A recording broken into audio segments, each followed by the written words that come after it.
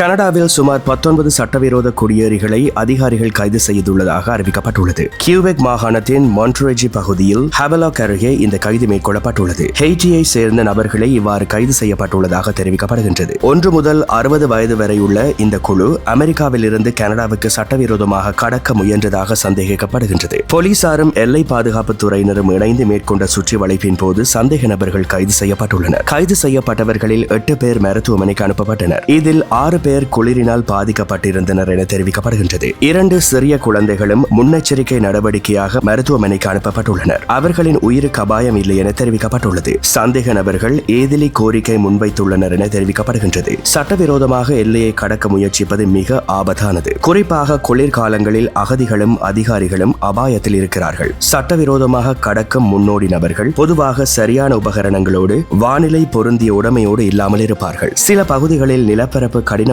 உள்ளது என போலீசார் எச்சரிக்கை விடுத்துள்ளமை குறிப்பிடத்தக்கது.